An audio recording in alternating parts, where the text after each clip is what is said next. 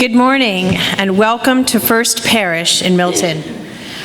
My name is Jenny Mulqueen and I am a member of the Worship Committee. First Parish is a vibrant, welcoming congregation that welcomes all people to grow deep faith and take bold action. We are so glad that you are here with us today. This sanctuary is made holy by your presence. If you are joining us for the first time, please take a welcome packet from the pew rack. There is information about our services and our childcare. If you fill out the yellow card inside the packet and drop it into the offering plate, you'll receive our weekly email newsletter, which can help you get to know us better. My fellow greeters and I are wearing name tags and will be standing by the doors after worship is over. Please join us and we can walk you over to social hour together or answer any questions that you might have. We strive to make our worship experience accessible to people of all ages and abilities. Please see the welcome card in your pew for more information on this, or speak with an usher at the back of the church. The work of living our faith is done both in and out of worship, so I draw your attention to the printed announcements that came with your order of worship. These announcements are important news in our community life, so please do read them carefully.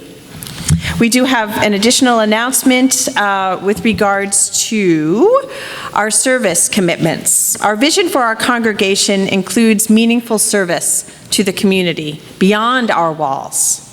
As part of our work to achieve that vision, we are inviting everyone in the congregation to make a commitment to service in the larger community. This may be something you're already doing and want to tell us about, or it may be a new commitment you make. A list of suggestions is offered and can be found in the parlor just outside these doors, and also we drop some in the pews. Please take a card, and when you have completed it, either put it in the offering plate or one of the service pledge boxes in the parlor or the parish hall foyer. We'll be collecting the cards through today, then making a list of the commitments and networking folks doing similar things so we can be in reflection as a community about how we transform ourselves and our faith through service. Extending a generous welcome is a spiritual practice, and I invite us all to extend that welcome to our neighbors by taking a few minutes to greet them warmly. Please rise and body your spirit and join in singing our opening hymn, number 23, Bring Many Names. Now this is a many-verse hymn, and I encourage you, as we do it, instead of sort of sighing into that last verse, let's imagine ourselves bringing all of these names for the holy right into this sanctuary so that we sing it joyfully all the way through.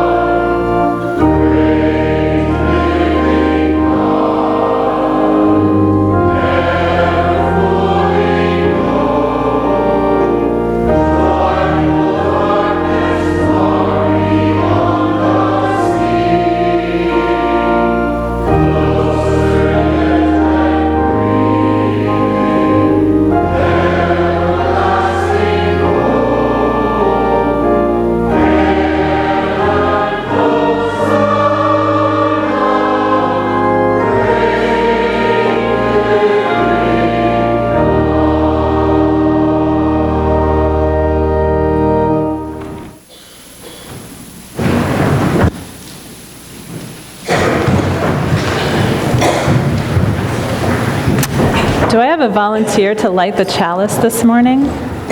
Come on up.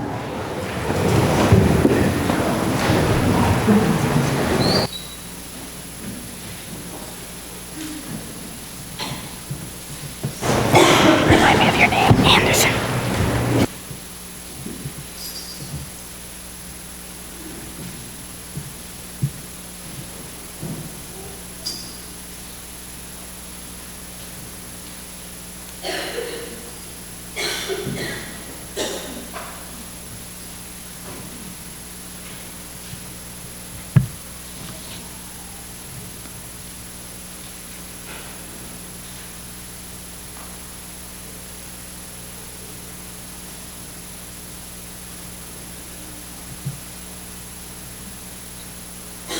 Thanks, Anderson. We say together the call to worship. Come, let us gather. We celebrate the sacred within and among us. We come to seek spiritual growth and understanding. We strive to practice acceptance, forgiveness, and love. Together, we work to build a world with justice and compassion. Come, let us gather together. Our opening words this morning are an interpretation of Psalm 139 by my colleague Christine Robinson. You are closer to me than I am, God. You shine through my chaos and confusion from my innermost self.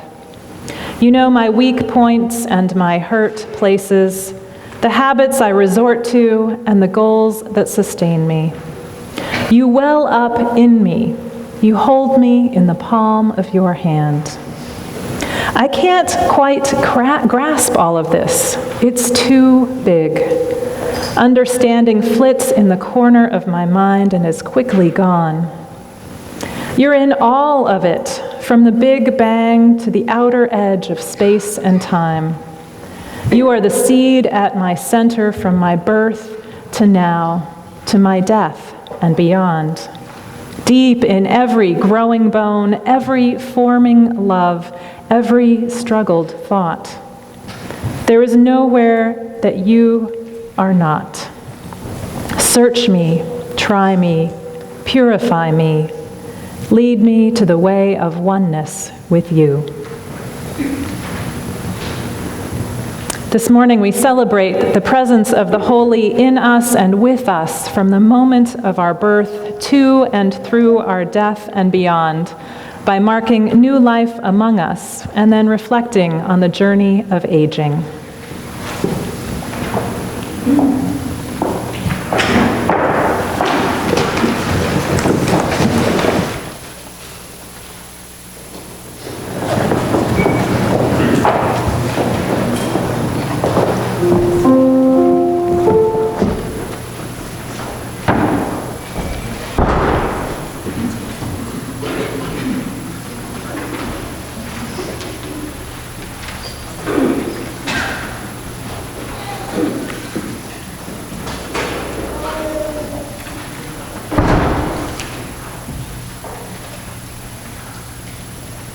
For so the children come, and so they have been coming, always the same way they come, born of the seed of a man and a woman.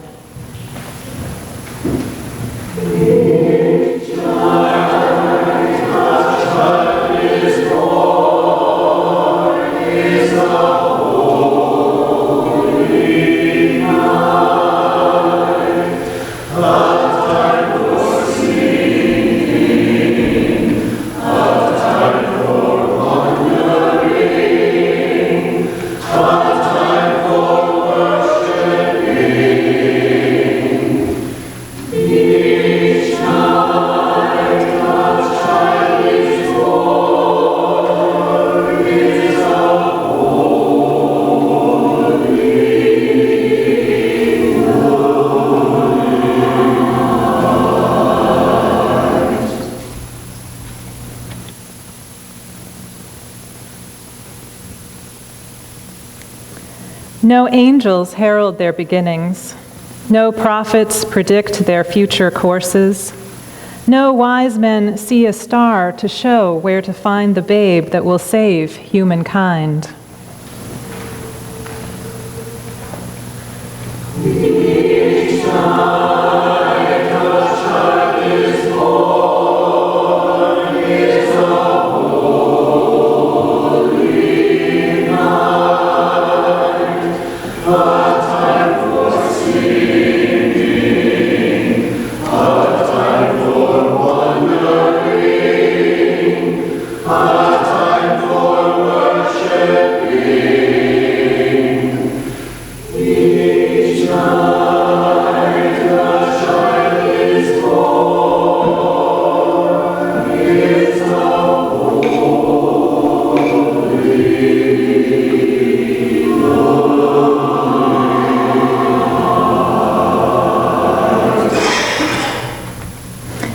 Each night a child is born is a holy night, a time for singing, a time for worshiping, a time for wondering.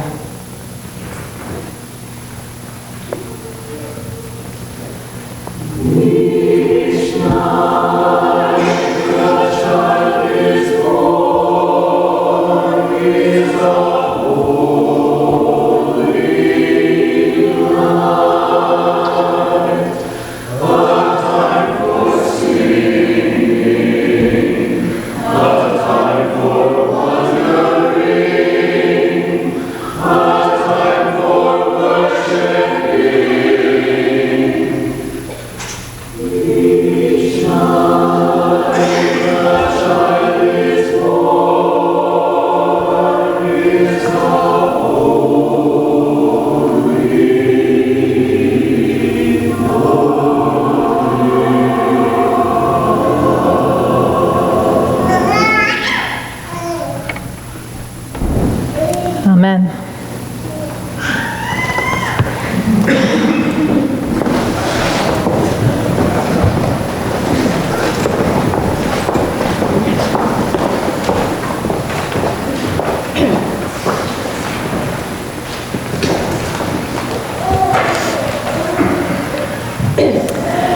In all parts of the earth from the earliest days, parents have brought their children to places of worship. They come to give thanks and to give expression to their new commitment and offer a covenant in the presence of their religious community. Traditionally, water has played a symbolic part in this ceremony and ceremonies like it through the ages, for all of life rises from the waters. This morning, we will use water that comes from the places members of the congregation consider holy, that were shared in an earlier worship service this fall, to bless a child. This is a time to recognize a new child among us by name, for it is by our names that each of us is acknowledged as an individual, a unique and separate person with a dignity and life of their own.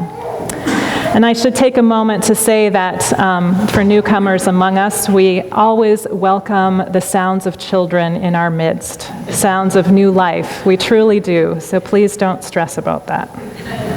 Anyone, but especially parents. So we call this ceremony a dedication. We dedicate our children to the highest principles. We dedicate ourselves to the care of the young and to making a better and more just world.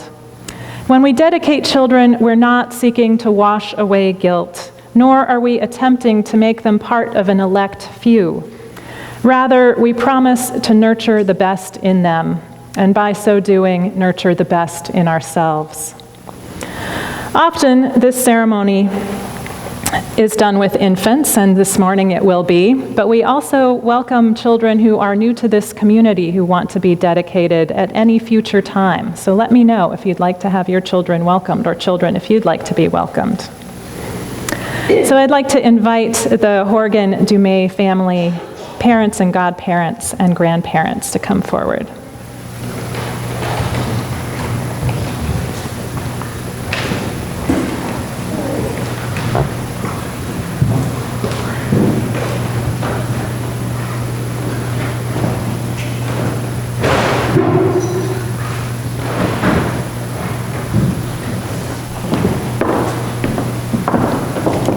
Stand nice and close to me.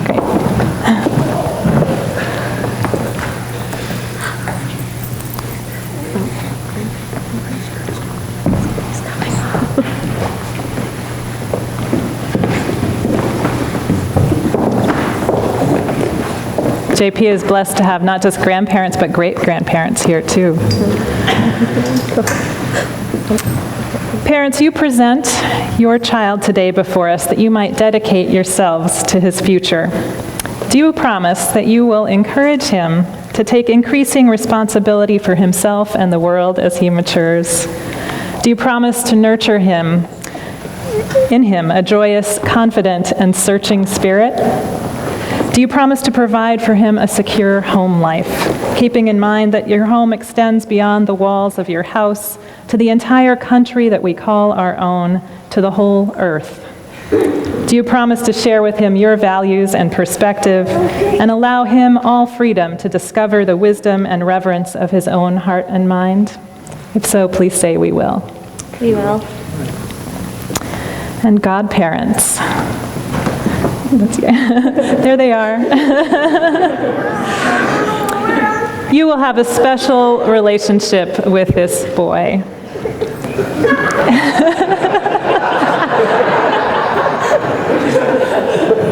It's all right here. It's like more than words. I can't.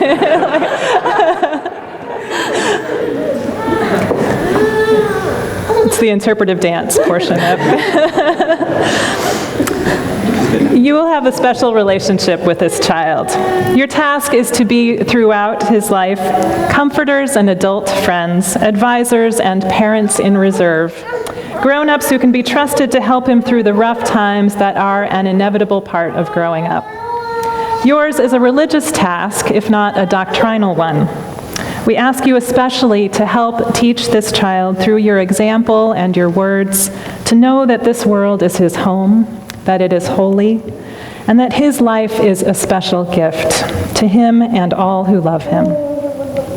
It's your particular task to help him learn that stronger than all hatred and sorrow is the power of love and creation that guides the universe.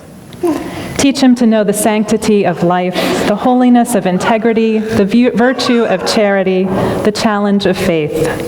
At the same time, offer his parents that same support and love, assisting them in their most difficult and most joyous work. If you're willing to take on all of those tasks, please say, we will. Grandparents and great-grandparents, you have a special responsibility in the nurturing of this child. It was you who taught your own daughters and sons and granddaughters and grandsons what it means to be a parent. And it's probably to you that your grandchildren will turn when they're not quite pleased with how their parents are doing that job. That is traditionally the way of grandchildren and grandparents, and all in all, it's a good and happy way. As you love your grandchildren, remember also your love for your children and for their partner. Remember them for the choices they have made, respect them for the choices they've made, support them in their work as parents, assist them as far as you are able, and above all, trust them to do well the work that you in your own time have also done. At the same time, rejoice in that special, sacred relationship that exists between grandparents and grandchildren. If you're willing to stand in love beside your own sons and daughters and their families, please say, we offer you our love for all time. Thank you. So I have a question now for the children of this congregation. When we welcome a child into the world, and they're welcomed by their immediate family, by their larger family of friends, and by this church community. So I ask the children of this church, you're the closest to this young one in age, and you'll be learning and growing and loving in the same world together. It's good and right at this time, he is surrounded by you and your good wishes too. As he grows up, he will look to you all as older children. Will you treat him with kindness and fairness? Will you make a place for him and welcome him and help him? If so, please say, we will. And all of you, the members and friends of this congregation, bear special relation to this family who are part of our community. Do you take upon yourselves the privilege and responsibility to defend and encourage the freedom of this child and all our children and the growth of their spirits? If so, please respond by saying, "We do." We do. Thanks. This water is a symbolic of the source of all life from which we spring. It reminds us that we're forever connected to the earth and the elements, that we are connected to each other. Of water and earth and star stuff are we made, and this water reminds us. Today we embrace you within our community, but we know you're already held in the embrace of the great community of all beings. You're part of the wholeness and the holiness of this world. So by what name is this child known? JP. JP, Jason Paul. We dedicate you in the love of your parents, in the caring of this congregation, and the larger love that transcends all of our understanding. Please join me in the congregational affirmation.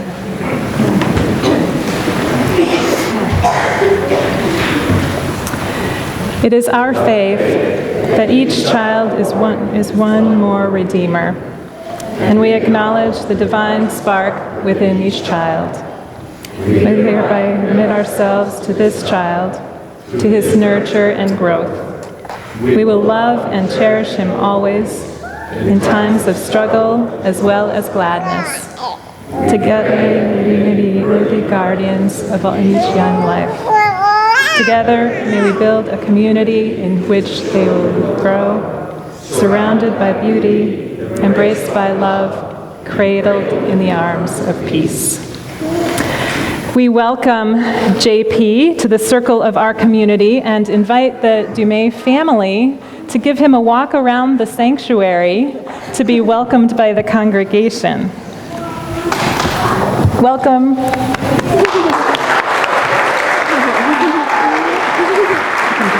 Walk down the center. Okay.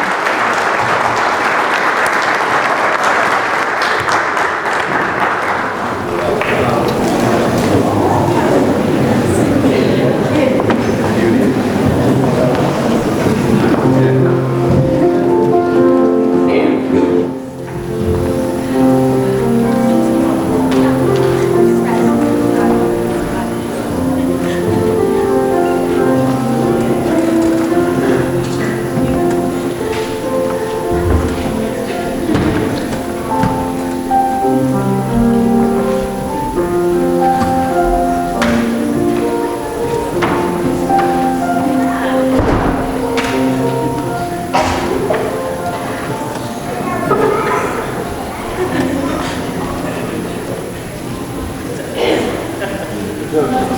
Greet JP as we rise in body or spirit and sing Walking with You. After a couple verses, we invite the children to go to their classes.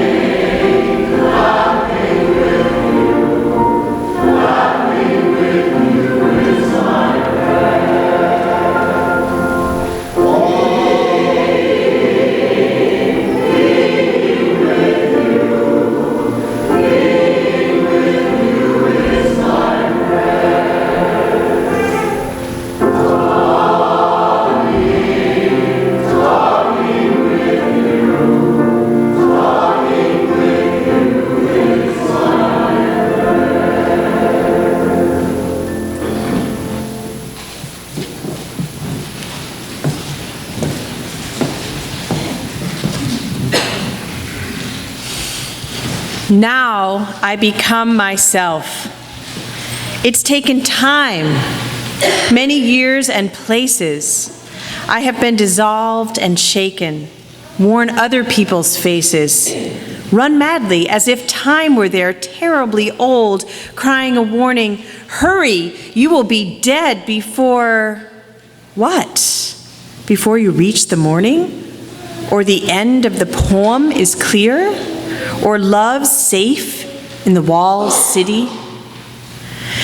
Now to stand still, to be here, feel my own weight and density. The black shadow on the paper is my hand, the shadow of a word as thought shapes the shaper, falls heavy on the page, is heard. All fuses now, falls into place from wish to action, word to silence. My work, my love, my time, my face gathered into one intense gesture of growing like a plant. As slowly as the ripening fruit, fertile, detached, and always spent, falls but does not exhaust the root. So all the poem is, can give, grows in me to become the song, made so and rooted by love. Now there is time, and time is young. Oh, in this single hour I live, all of myself, and do not move. I, the pursued, who madly ran, stand still, and stop the sun.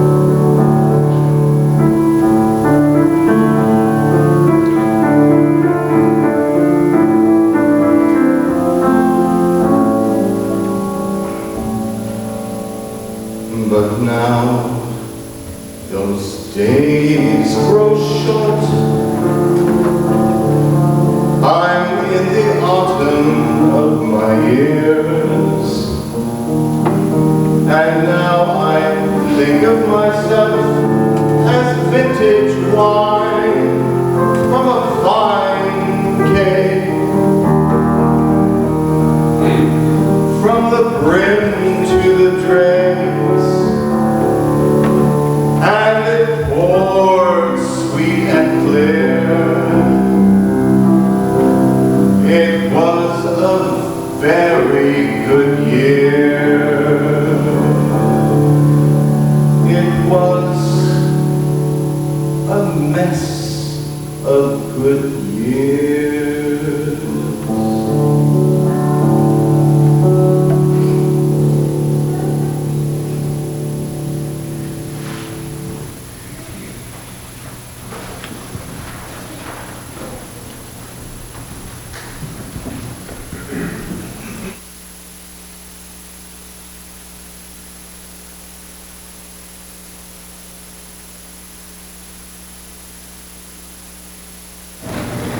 My sons have both been in Montessori preschool, where there's a beautiful ritual for celebrating birthdays.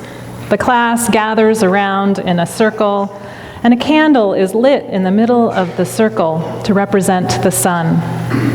The child is given a small globe, the earth, and walks slowly around that sun candle while the teacher narrates the different things that have happened with each of their turns around the sun. So in your first year, you were born and held and welcomed by your family, and you grew some teeth and you learned to crawl and sit up. And in your second year, you started to say words, and those words turned into sentences. And those sentences turned into walking and talking at the same time, and sometimes even running. And in your third year, you started to be able to say more about what you wanted and cry a little bit less. And you started to be clear about what was yours and what was not. And it goes on. Now they're in preschool, so they have a max of 6 years to go through in that ritual.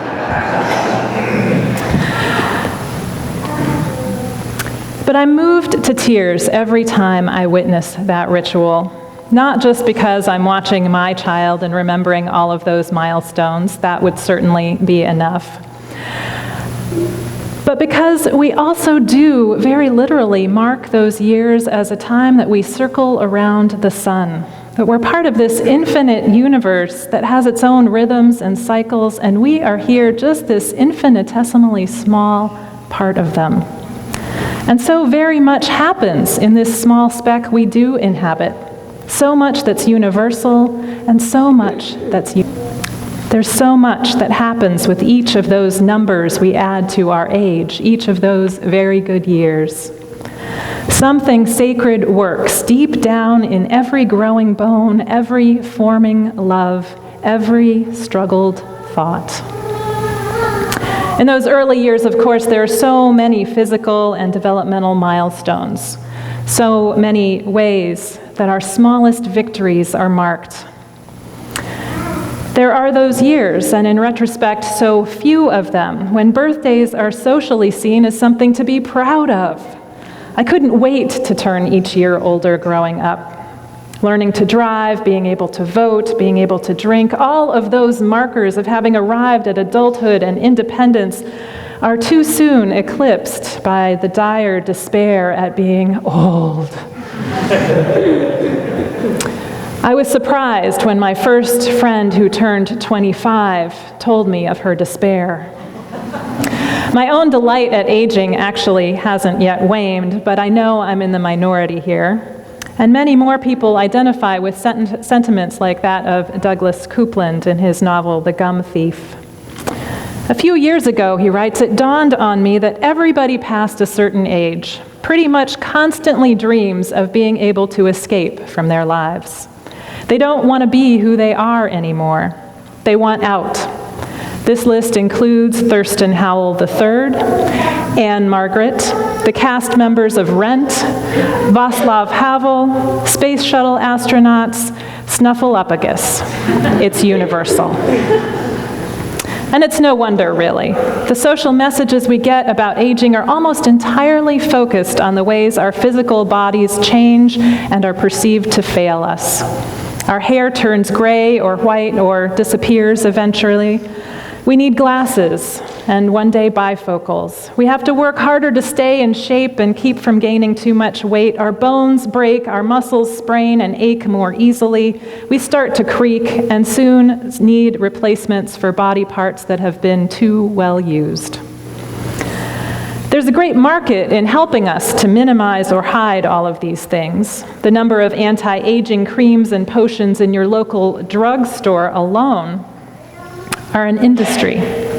We fight the fact of our physical aging, and as we do, I worry that we also lose the wisdom both our physical and our spiritual aging bring us. The psalmist does not say that the holy is part of us only in our birth and our youth, when we can run fast and when we have the smoothest skin. The holy is part of us from when we were knit together in our mother's womb, through all our days and even past them. What does that mean in a culture that brushes past the elderly so easily? Aging folks are usually seen as sources of mockery or pity, not to be taken seriously. An esteemed colleague of mine who recently retired told me he was utterly surprised at how invisible he became when he crossed the threshold into retirement. People brushed past him, didn't pursue conversations with him, simply dismissed him once he was not in a professional role and clearly, with his white hair and Santa belly, elderly. While he's enjoying his retirement immensely, he's trying to figure out what to do with this new social status and whether being invisible might, in fact, get him into the movies for free. We know that the generation that's retiring now is the largest our nation has seen, and that they'll be living longer than any generation has yet. More than ever, retirement from our paid work is not the final stage of a life well lived, but the beginning of a whole new chapter. A chapter from which there's more to learn now than ever, if only we're willing to listen. So imagine what it would be like if we were to mark those passages of each year after we've gone through those glorious ones of being congratulated for each birthday. Because that is really when life gets interesting, isn't it? And hard and complicated. And it's when so much of our real growth happens. I know it would make for really long birthday parties, but what if we were to really acknowledge how the years have formed us and mine them for all we've learned and all we have to celebrate in them?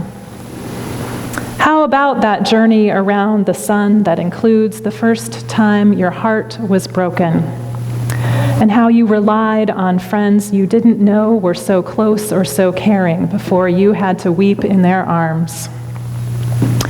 Or that time when you faced a health scare and didn't know you would survive, and found yourself receiving meals from strangers and crying to caregivers, and wondering what your life really meant, and came out on the other side knowing that it meant something so much more than you ever would have guessed.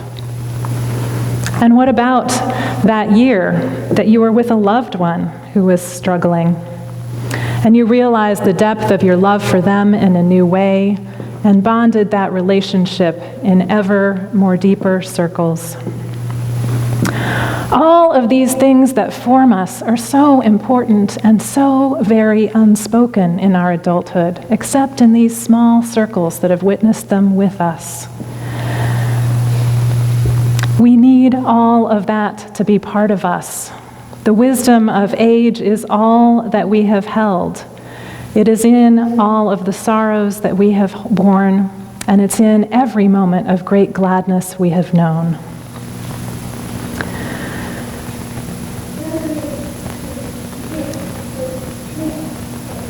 It's also all of those things that we have learned by wading through our child's temper tantrums and the hearing loss we endured while they screamed. It's the inner depths that we climb out of in our toughest loss and the soaring heights of pride and achievement when we were at our best.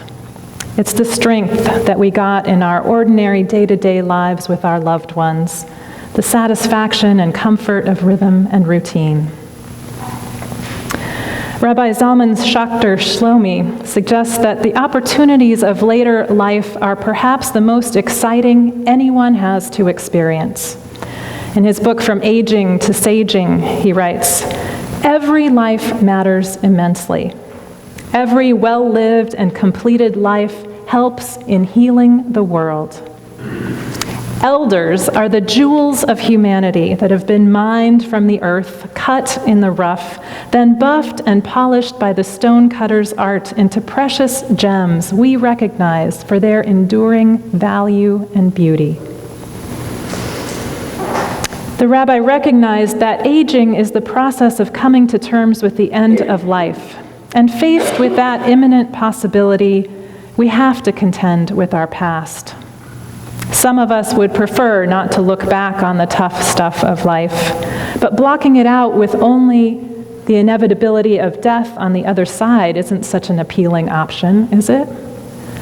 He noticed that the folks who seemed to do their best with aging, and by do best I mean find fulfillment, not live longer. The folks who did the best were the ones who were willing to stand in their place between past and future and sink deeply into the meaning of all of it. The rabbi advocated for a process of conscious or spiritual eldering, a process of working through anger and resentments of the past in order to forgive oneself and others and sit with the depth and breadth of the meaning of life.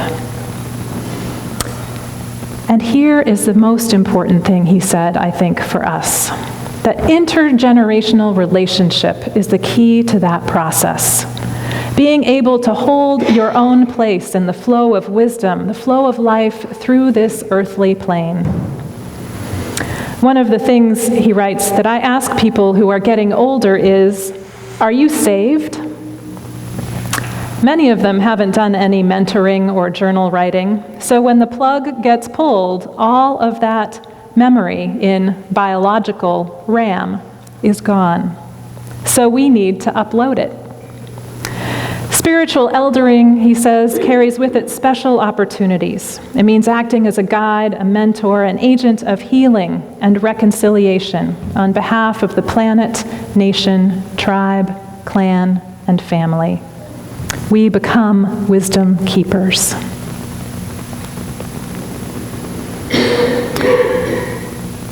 In our increasingly age-segregated lives, how can we find the opportunities to learn from and with and alongside one another across the different wisdom each stage of life brings?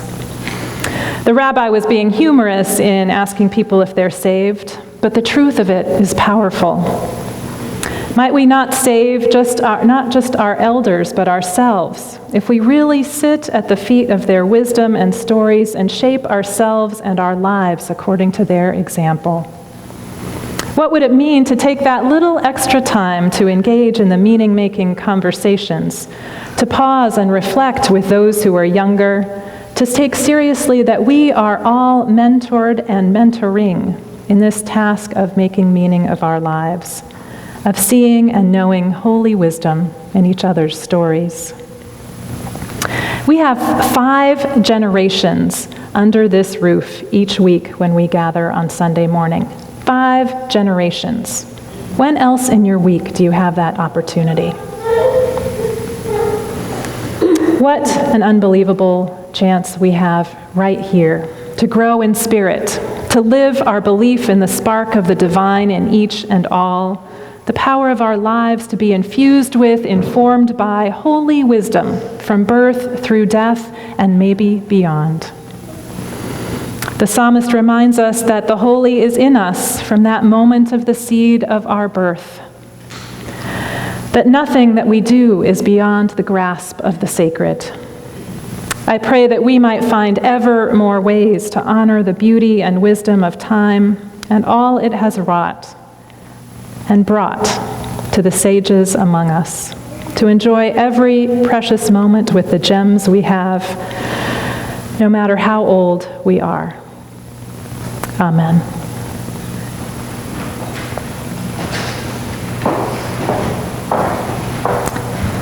We'll sing our way into prayer with Spirit of Life.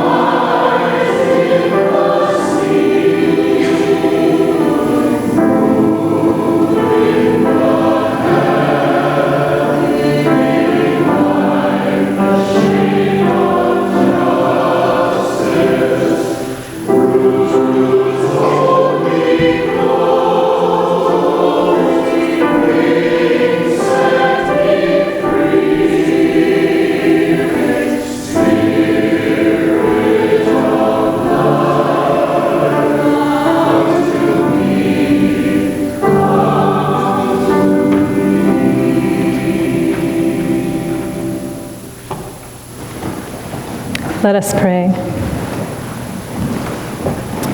Spirit of life, of love, of power, God of the smallest movements of our lives, of their beginning and their ending and every day in between, we lift our hearts in great thanksgiving for the gift of life this day, for the beauty of the changing seasons, as leaves fall and winds carry birds and seeds of new life not yet seen. We offer praise and adulation for the newest lives in our midst, for the families that welcome them and enter their own journey of growth. We lift up the strength and power and presence of the children among us, inspiring us to be better people for their presence in our lives. And we hold the tender movements of growth and journeying through adulthood that go so often unspoken.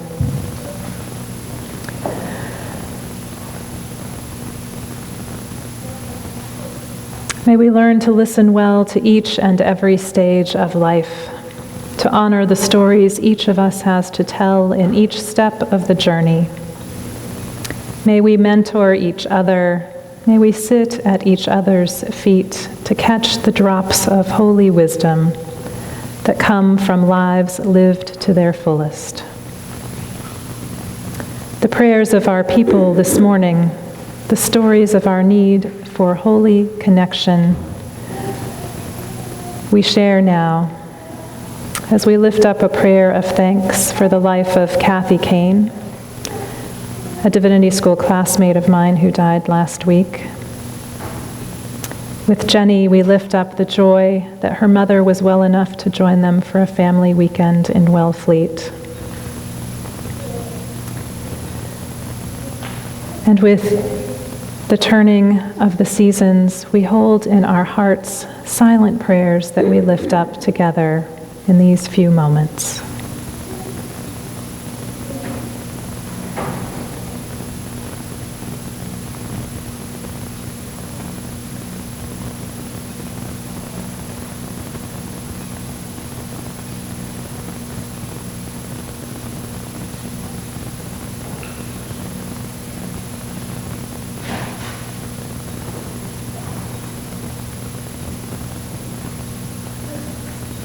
May our hearts grow to widen the embrace of all our prayers. Amen.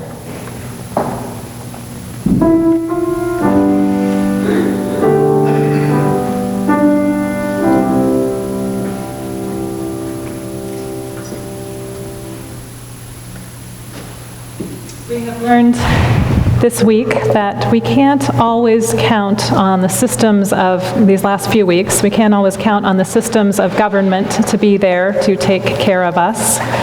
That there might be all kinds of ways that though our elected leaders, though we might try to tell ourselves our elected leaders are doing their best, they fail us. In this community, we take the time and the effort to turn to one another, working toward abiding faith and deepening relationship no matter what happens. So while we aren't able to be the fire department or repair the roads or make all of the utilities work, we can take care of one another. In the spirit of taking care of one another in this community and our care for our larger community, we give and receive the morning's offering.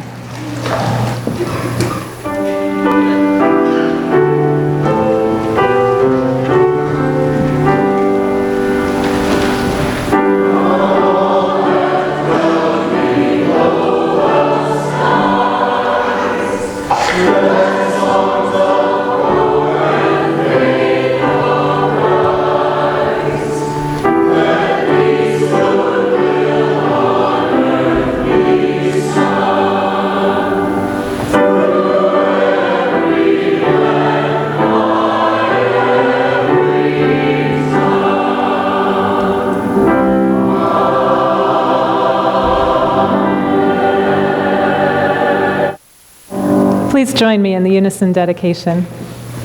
May these gifts be transformed into strength for this faith community, into comfort, food, and shelter for those in need.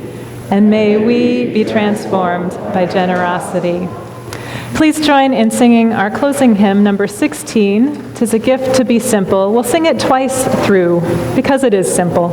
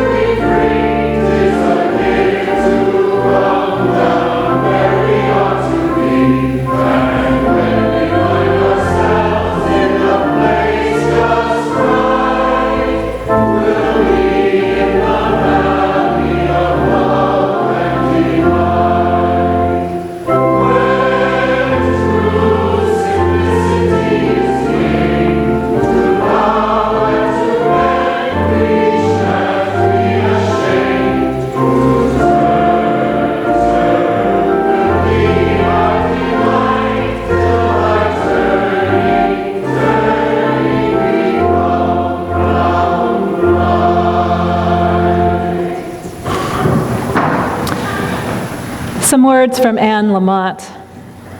Intelligence, goodness, humanity, excitement, serenity. Over time, these are the things that change the musculature of your face, as do laughter and animation, and especially whatever peace you can broker with the person inside.